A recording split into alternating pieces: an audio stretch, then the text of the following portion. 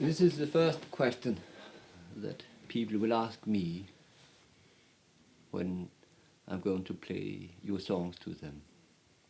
And it goes like this. Who are you? Calum. And that's all. That's all. Crofter in the Isle of Skye in his 66th year, enjoying life as the best way he can, and very glad to see people coming to see him, and very glad to see you here this time, and Annalise, and I'm really delighted. That's who I am.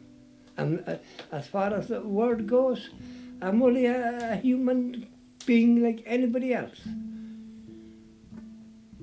I like singing songs, I like composing songs and battles and all that.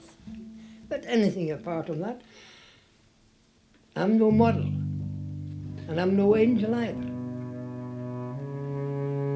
My father's people were for generations crofters.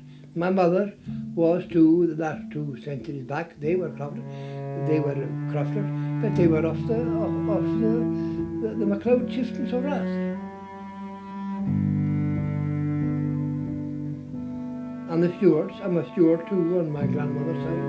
I think they came from Appy. And I'm also a Beaton. And I maintain they came from Plats. So I'm a Scandinavian, Scottish and French blood in my veins.